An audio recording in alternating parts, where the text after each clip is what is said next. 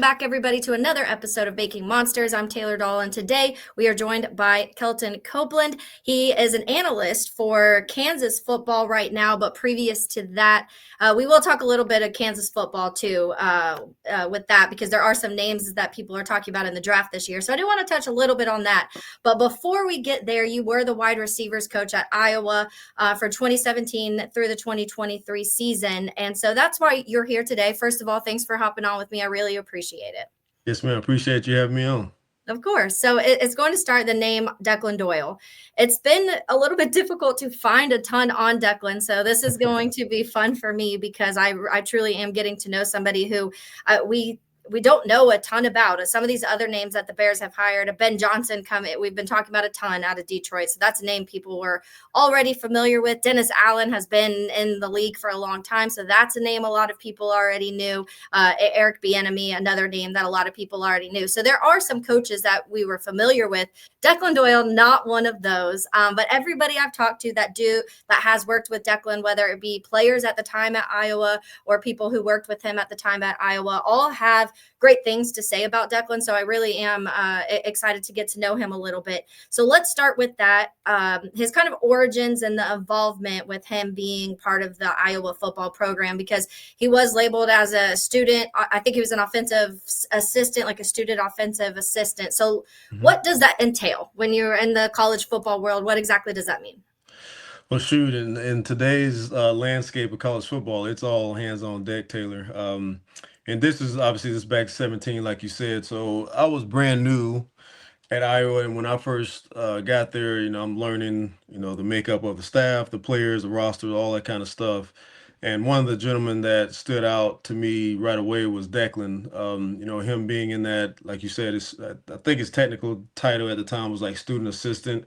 I'm pretty sure he was never an actual graduate assistant. I think he was a normal undergrad student and was in the GA office, so to speak, and on staff as a student assistant. So one of the first gentlemen that I got acquainted with was Declan because he had already had a good landscape of the offense, the system, how things were run, all of those type things. So, coming in as a full-time assistant coaching the receivers, I'm trying to figure out what's going on, how fast can I learn this stuff, and Declan right away stood out as a guy that was pretty sharp, communicated very well, and over the course of I think we were together year and a half, 2 years, I can't remember exactly, but over the course, like you start to build a relationship with people as is normal, and you start to realize like, okay, this guy's not a normal guy because he came off as somebody who had been in the profession for quite a few years, and at that time, like I said, getting to know him, I'm pretty sure he had never even played college football. Yeah. I think he had Like like you played that. baseball, which is very Yeah,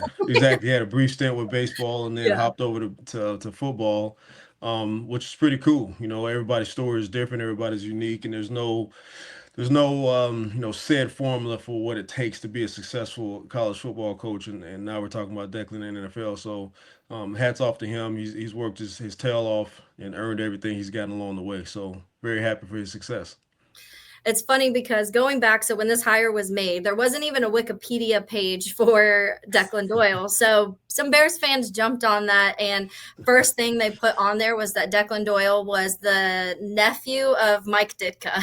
So that just like took off, and immediately people were like, let's calm down. This isn't true. Whoever made this Wikipedia page, like good for them for just sparking some interest into what Declan Doyle was. And it made people, I think, dive a little bit farther into that, trying to figure out if he really was related to Mike Ditka, who is clearly a legend in the Bears world. So if there's any correlation there, you're going to be talking about it. But even now you go there and I was kind of joking with this before we started. You go now and it says he might be 28 or 29. It doesn't even have his exact age on there. It has like very, very sparse things of Declan. So it's this big mystery. But Kelton, we talk about all the time when you are in college football and pro football, some of these guys who may get fast tracked a little bit through the coaching system. There's reasons for that, number one. But number two, I think the you mentioned the mind, and the mind is a huge thing when it comes to especially the offensive side of the ball and what these guys can do and understand.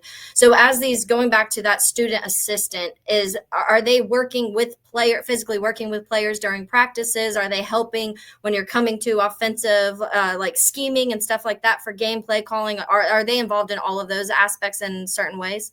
Absolutely. Like I said, it's all hands on deck, and things have drastically changed over the past, specifically 2 to 5 years, and obviously we're talking 8 years ago when we were together at Iowa.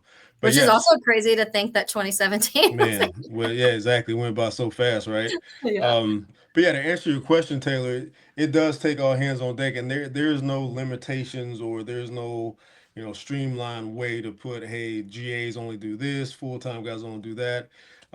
First thing I would say is very unique to each staff and each program, depending Mhm. on how the head coach designates the responsibilities for each individual. But then just again, whether it's college football or pro football, which I'm been blessed to be around a little bit. I haven't been on the staff yet, but I've been around and getting to know some of the guys and how things work at that level too.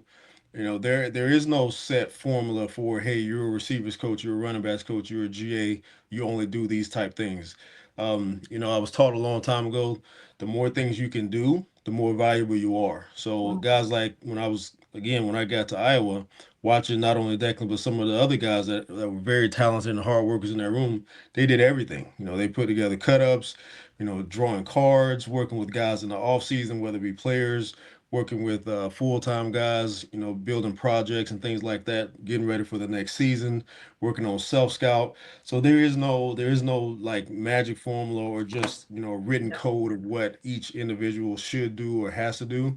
But at the end of the day, the more you can do, the more valuable you are. And obviously, Declan could do a lot of things and it's helped him along his path. Let's talk about that 2018 season because that was his final season working with Iowa. And anyway, you were now there. That was your second year. And that season, a guy named Nick Easley was your leading the reception leader for Iowa that year. I think also was the MVP of the Outback Bowl that year. So it was Mhm. kind of fun to see things like that. Iowa offense has been something that we've talked about for a long time of like their defense was their thing, the special teams, but they've had players clearly that we've talked about after their time at Iowa to make impact. So tell us a little bit about that offense in 2018 and really what made it tick, and all of the little things that kind of made it work as a whole. Oh yeah, it was awesome, Taylor. And you can be honest. Offense at So I Iowa was is like, let me watch right here. you're the butt of a lot of jokes if you're on offense at Iowa. So I've heard just about all of them over my 7 years at Iowa. So it's all good. It's all good. The bottom line is we were fortunate to win a lot of games and compete for two championships. And what was it, 22 and no 21 and 23, I think. Mm-hmm. I'm blurring my lines right now. But anyway, um, it was very fun. A lot of great experiences there. No regrets, any of that stuff. And the best thing I can remember about 2018, first thing people think about from that season were the two tight ends, right? The Mm-hmm. two first round draft pick tight ends, which I don't know if anybody has ever been. I imagine people have been to some pretty high esteemed places could say they've coached, two first rounders in the same position room. It's my first time ever, and I haven't experienced anything since. So with Noah Fan and TJ Hawkinson, that was awesome to be around those guys. Yeah. Some of those running backs that were in that room, and then particular receivers like you touched on with Nick Easley leading the way and being our leading receiver that year. That was a fun year, and learned a lot of football. Learned, how to orchestrate things because we did have challenges like there are every year, and that's part of college football or just football in general is you know, embracing those challenges, whatever they be, personnel, X and O's, opponents, schedule, whatever the case may be, and then finding a way to overcome them. That's the beautiful thing about not only football but just competition in general. So that was a lot of fun. And then, like you said, the Outback Bowl that year, that was one of my fondest memories. Watching Nick, Yeah. score those two touchdowns in that game was pretty cool. And then for him to get the MVP was just icing on the cake. So a lot of fun memories. My family and I, they were there 7 years with me. I have three daughters and a wife for 17 years. So, and that's a big part, being there 7 years.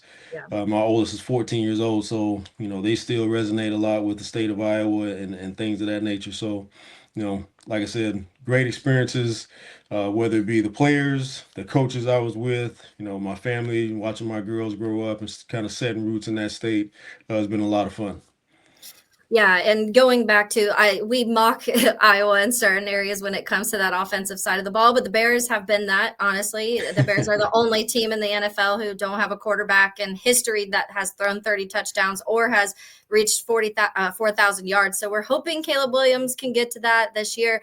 Didn't quite get there, but we're hoping with new coaching and get him some protection on the line. I don't think it's hard for any quarterback to succeed, I think, when you're getting sacked almost 70 times. So that's probably Yes. not. That's tough. I don't care what level. That's tough to win in third grade football. You get sacked that many times. Yeah. And to your point, I think we could probably call Iowa the tight end university just because of all of the tight ends that have come out of that school. So those are two names, obviously, George Kittle, another one that a lot of people are familiar with.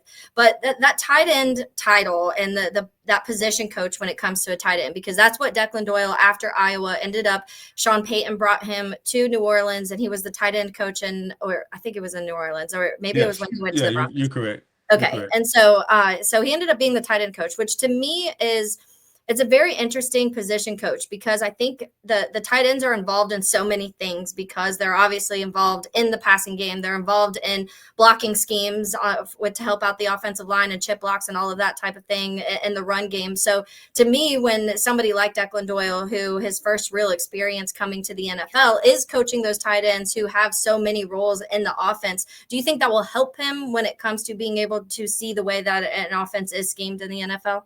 Absolutely, absolutely. I think anytime you're like you just touched on, anytime you're integrating both the pass and the run game, that gives you an upper hand and just not only teaching and learning, but just an overall grasp of the game. Mhm. I can know speaking directly from my experience being a receivers coach for the past I guess 8 years.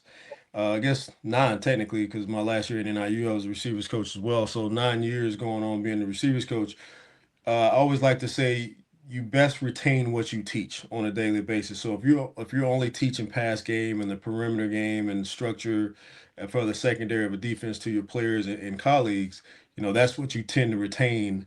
And I've been blessed throughout my career to coach running backs, quarterbacks, pretty much every position except O line and D line, which I will never touch, never even attempt to try to coach those guys. But my point being, I've been blessed to be around a lot of different position rooms and all that, and then particularly this past year at Kansas. So, like you said at the beginning, I'm an analyst currently Mhm. at Kansas and working with receivers. But what people don't realize is I got the opportunity to coach tight ends as well. Okay. The structure of our staff, just by however you want to call it, just how it worked out that I ended up coaching the tight ends on game day, which is huge for my career because that up to that point it was the only position that I had not coached that I do want to coach. Okay. So that's been awesome, and exactly going back to what you said about Declan and coaching tight ends in particular, it integrates you back into the core, Yeah. right?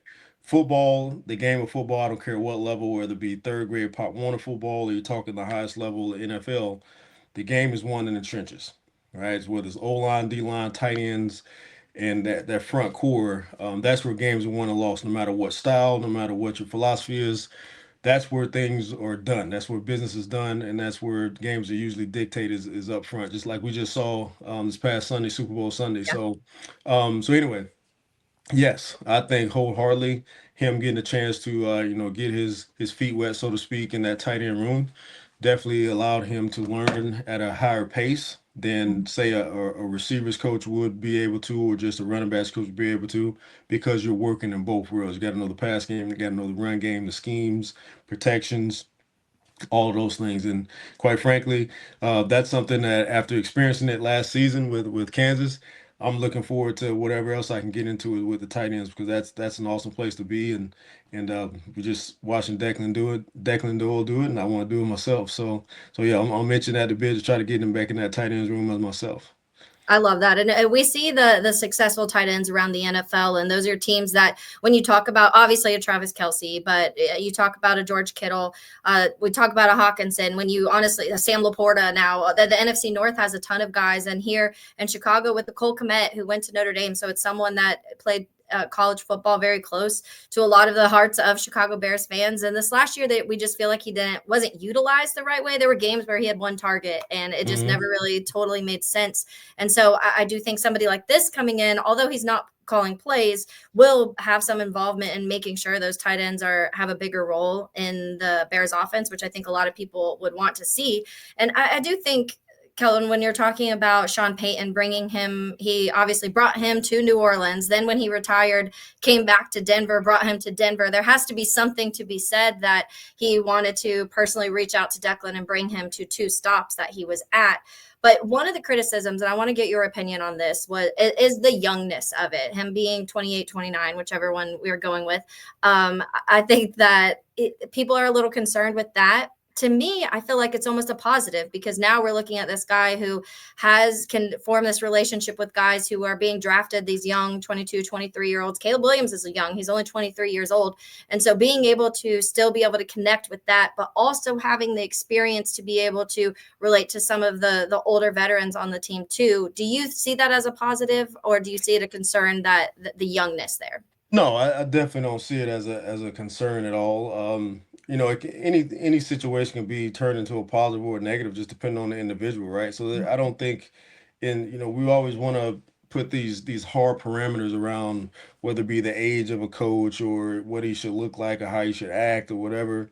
At the end of the day, it's about the unique individual, right? Myself being 44 years old, been blessed to be in this profession for 22 plus years. I kind of be honest with you, when I see certain guys get hired, it's kind of comical a little bit. It's like, man, I've been coaching almost as long as this person has been alive. Yeah. But everybody's journey is different and unique, right? Like you said, some guys get fast tracked, some guys got to take a longer route, so to speak, to get where they want to go and where their aspirations are. But at the end of the day, if you're in a place where you can maximize your opportunities and directly affect the people around you in a positive way, that's really what matters. That's why I got into coaching. That's why I still do what I do. And why I love what I do is because I'm able to affect people in a positive way. So whether it be an analyst currently at Kansas or an offensive coordinator for Chicago Bears, as long as he's surrounded by good people, which I can't say that I know a lot of the people personally. That's on that staff now. I probably should have did some research before we got Yeah. on here to see exactly who they've hired. But one person I do know directly is Eric Bieniemy. Okay. Um, outstanding gentleman. Obviously, he's done a lot in the profession. Him and I've developed a relationship for the last 3 years. So that's one person for sure that I know that's going to be able to help Declan through his journey as a first-time coordinator in NFL. Obviously, Coach Bieniemy's had a little bit of success, and he knows he probably knows his way around the league a little bit and how to coordinate and all that good stuff. So I would imagine coach, the head coach, put together a good staff to support Declan in that role. And like I said, at the end of the day, it's about who you work with, not necessarily the title you have or any of that kind of stuff. Who you work with and who you'll be able to affect in a positive manner, whether it be the coaches, the staff, and direct op staff. We've seen this resurgence this last year with the run game, it feels like, which I love personally. I think being a Bears fan, growing up a Bears fan, you love running backs and you love defense. That's just what you like. Absolutely. So Eric Bieniemy, that's his specialty, is that run game. And so to your point, having somebody like that who does have experience in the league, I think could be very beneficial for someone like Declan Doyle. And you kind of ringing in an endorsement of the type of person Eric Bieniemy is great to hear too, because I know there had been some questions of maybe some of that time when he was in Washington, I believe, and the way things ended. But the NFL is a weird business, and I think sometimes people get thrown under the bus when maybe it wasn't technically on them. So those are when you have to get to know the person on their own a little bit. If you could describe, and I know this is now, like you said, has been 7-8 years, if you could describe Declan Doyle's personality, is he more is he loud out there when he's on the field? Is he more reserved and just kind of working in his own field? Like, how would you describe him? Well, number one, that's kind of an unfair question because for two reasons, right? Like you said, I was back however many Yeah. years ago. I can't count that house. So back 2018. So I was many years ago. And then more importantly, this was when Declan was literally a student Yeah. assistant. So I don't know how old he would have been at that time, but do the math. Shoot, what are we going with? 28, 29, or 28? What did you decide, Taylor? Which one are we Yeah, going with? we'll go with 28. Okay, so if he's 28 now, right, he was barely, barely in the 20, like barely Yeah. touching 20, if that, at that time. So it's kind of an unfair question, but what I do remember is him being a go-getter. Like I said, Okay. one of the first people that I was around and associated with once I got in the building every day was him because we were working in close quarters, learning the offense, learning the system, the roster, and all that stuff. So what I remembered off the top of my head, number one is he was a go getter, right? There was no role or assignment or job that was too small or too big for him. And like I said, not just him, there was a bunch of guys in that room and that younger, GA, student assistant, support staff.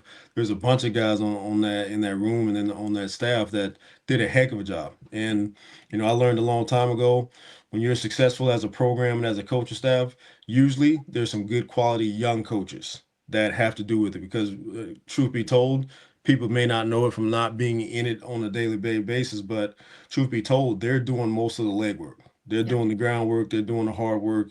The full-time guys, the head coach, obviously they get all the attention. You kind of touched on that earlier with Coach Bieniemy and something, Mhm. whether it be good or bad attention.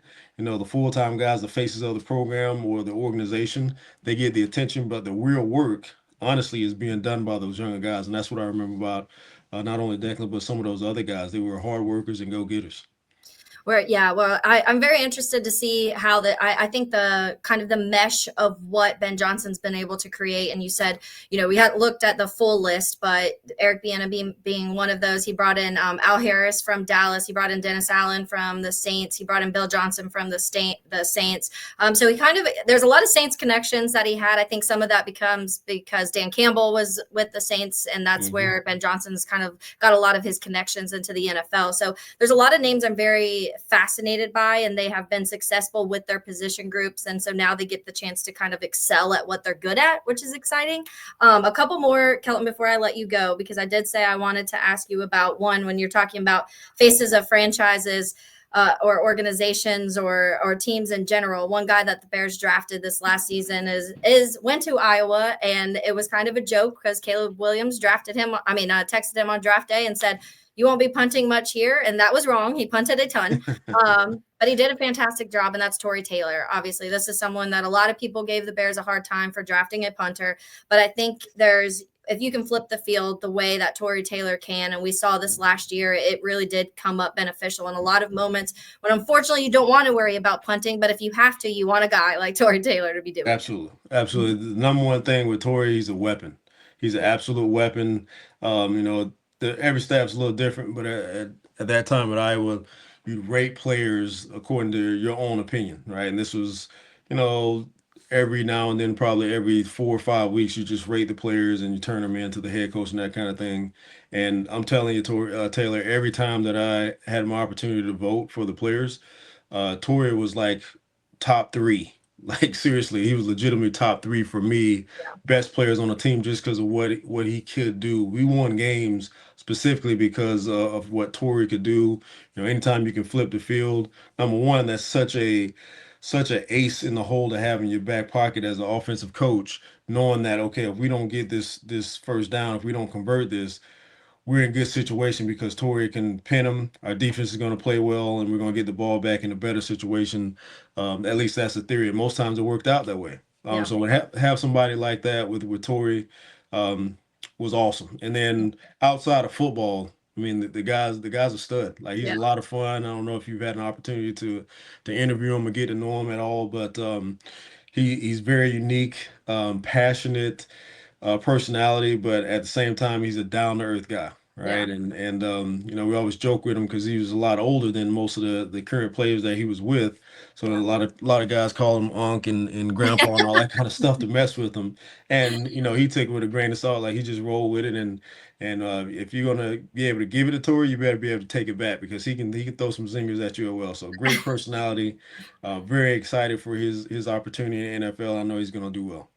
Yeah, it's funny because what I mentioned the thing, Caleb Williams texted him on draft day saying that, and there was one of the games where he punted like 9 times, and there's a video of him coming to sit by Caleb and be like, "Man, you told me I wasn't going to be punting," and we were all laughing. I'm like, he can take it, he can give it, and that's what you like, that type of personality in general. I love Tori Taylor. I joked immediately because we have one of the girls I work with here at the station in Jacksonville went to Iowa, covered Iowa, so she's very close to a lot of the guys in the program, and so we talked a lot of Iowa football, which I'm guessing another name on your top 3 was Cooper DeJean when you were turning in those names. Absolutely, yeah, absolutely. So I was blessed with the opportunity to coach him as a punt returner coach. I coached punt returners and kick returners as well. So him and I spent a lot of time together, whether it be meetings, watching film, or just out on the field. And the number one thing I'll say, just one man's opinion, the more coaching you're doing as a punt return coach, you probably got the wrong guy. So I didn't spend a lot of time coaching Mhm. Coop. I was more just giving him the guidelines on, this is what we're expecting from the punter, how they cover and all that kind of stuff. And after that, you let players You get play. the rest. And yeah, you let players play, and obviously Coop did that multiple times at Iowa. And as we saw, anybody that was watching that game Sunday, he's still doing it. Very talented, very humble young man. Again, another young man that I'm excited for his opportunity, and humbled and blessed to be able to know a guy like that. Yeah, Cooper DeJean is fantastic. And yeah, Super Bowl showed that if anybody didn't get to watch a ton of Eagles football during the season, just watching that is what you get out of Cooper DeJean every single game. He is Yeah. so much fun to watch. Final one, because I do want to we will be getting more into draft talk as we go. Some Jayhawks out there, people are talking about running back Devin Neal being one, both corners, 2 corners. I'm seeing a lot, Mello Dotson and Kobe Bryant. Yep. Can you share any thoughts on those 3 guys? No brainers. No brainers. I'll start with Devin, basically because we have a long history together. I recruited Devin out of high school, out of Lawrence High, right here in Lawrence, Kansas. Obviously, I didn't get him. I was recruiting for the Hawkeyes then. Didn't get him. He chose Kansas at the time, and I gave him some crap about that because at the time when he chose Kansas, Kansas wasn't the Kansas that we are now. Yeah. Kansas was in a little different situation football wise. So when he chose Kansas, it was kind of a head scratcher for a lot of people. And I gave him a little crap. I didn't make him feel bad or anything, but just, kind of jokey joke. But sure enough, you never know how things turn out. Sure enough, I found myself here in Lawrence in July. I came here very late, right before training camp. And one of the first people I see when I get on campus and walk in the locker room is Mr. Neal. So he candidly reminded me that he did make a good choice, and we ended up being together anyway. So it's all good. I love Devin. He's an outstanding young man. Very very astute leader. Very high football IQ. Does a great job. What people don't see a lot of times, you see the superstar, you see the stats and all that stuff, but what you have to realize is it takes a lot of work and dedication and commitment to be able to produce like that year in and year out, consistent like he's done. So, getting to see that firsthand since I've been here in July was pretty special. Pretty special because, like I said, he's an outstanding young man. So very happy for his success, and again, very, very eager to see who picks him up because whoever gets him, you're gonna get a heck of a young man and a great player. And then those other 2, Kobe and Mello, they were a pain in my butt, honestly, because I was coaching receivers, every day in training camp and all that stuff. So, you go against those guys every day and, just trying to help the guys, the receivers, find solutions and answers to defeating those guys and beating their techniques. You had to be on your toes. So they definitely made me better as a coach, and hopefully I was able to help our guys make them better, if Yeah. that makes sense. But yeah, whoever gets those guys, whoever drafts those guys, they're getting 3 outstanding young men. 3 Are outstanding. both of those Mello Dotson and Kobe Bryant, are they more outside guys, or are they how are they used there? Well, here, yes, ma'am. There Okay. were more outside guys, more corners, true corner type guys. A lot of man coverage, can do a lot of stuff in the secondary as far as coverage, and a lot of PBUs. Obviously, their stats speak for themselves. Mhm. Gave a lot of offenses issues, and it was fun to watch those guys do their thing. As far as if you're asking like whether the NFL sees them moving forward, Yeah. that's what they pay the big guys for. Yeah. That's above my pay grade. I just hope to watch those guys play on Sundays, like it's fun watching Coop and some of those Yeah. other guys that I've coached in the past and coached against. It's always fun to watch those guys on Sunday. As a college coach, you don't get a ton of time on a normal Sunday throughout the season Yeah. because, typically Sundays are usually one of your busiest days. So don't get a ton of time to watch a bunch of NFL games and tape. But when you watch on ESPN Ticker, Sports Center, that kind of stuff, you see the highlights and you see Coop gets a pick or whatever. That stuff's pretty cool. So I'm looking forward to watching Devin, Kobe, and Melo do the same thing. Yeah, this is when we start getting interested. I think the Bears, because obviously when you're talking about the team that you're covering, you're saying their biggest needs, and usually you have a list of here's the most important thing that they need and the least important. And I would say that with Jalen Johnson, one of the outside corners, and then a guy named Kyler Gordon, the nickel corner, very, very good. But I do think some people are starting to look at that outside corner position and seeing if maybe so. These two guys are definitely names we'll probably address because that will be a topic of concern for the Bears in this offseason. But Kelton, I really appreciate you joining me. I know getting to know Declan a little bit more and just in general, the roles of what he would have been doing in Iowa is a lot of people will be interested in. Anything we can get about him right now, we will take. Well, all I can tell you is, like I said, there's stuff that obviously is pretty sacred in the coaching fraternity. So Yeah. I won't give you too much. But coaching with him and getting to know his dad, Chris Doyle, over the years, I was with his dad a few years longer than I was Declan. Declan and I are together, I believe, 2 seasons, and his dad Chris, we were together, I believe, 4 seasons. So just getting to know their whole family, his mom, his other two brothers. People may not realize he has a younger brother that played at Iowa and then transferred to Baylor, finished his career at Baylor and all that stuff. So the whole Doyle family is a pretty cool family. A lot of respect for what they've done, and they've had a lot of success, whether it be his dad in the strength conditioning world or Declan and his brother in the football world specifically. They've done a heck of a job, and I'm looking forward to seeing what comes next because things on up for them. Really, I'm Yeah. really happy for Declan. Yeah, I agree. And I know there's some controversial stuff when it comes to Chris Doyle, but what I do know from players, there's a guy that most people know, a guy named Tristan Wirfs, who's a fantastic player. He was at the Yep. college level, he is in the NFL. And I know he speaks very highly of all of the Doyles and the impact and his career and things they still help him with now that he's in the NFL. So that is, I know there's other stuff surrounding it. But I think sometimes, like I said, we take some things with a grain of salt.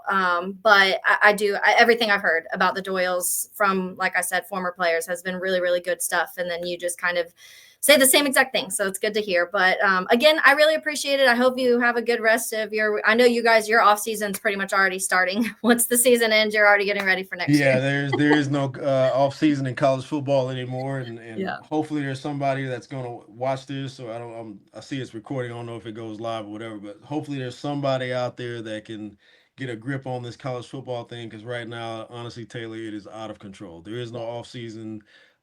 College football coaches right now are getting dragged through the mud because you don't know whether you're going left or right with this portal stuff and all of that Yeah. kind of thing. So hopefully somebody out there, the Nick Sabans of the world or Marcus Freemans of the world, somebody get a grip on this thing. And, we need to get a commissioner in here Yeah. and, get a uniform schedule and get on the same page as far as what we're doing and what we're trying to move this thing going forward. Because right now it's a hot mess, Yeah. honestly, Taylor.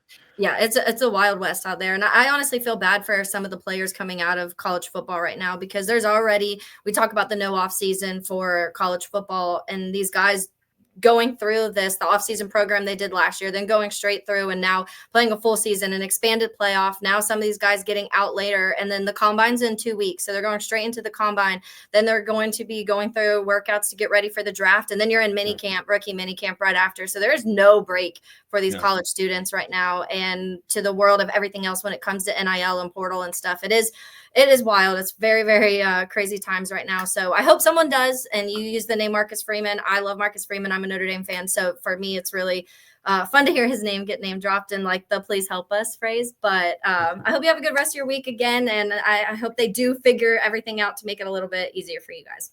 Absolutely, Taylor. I appreciate the time and thanks for putting me on. Yeah. Thanks so much. Have a good one. You too.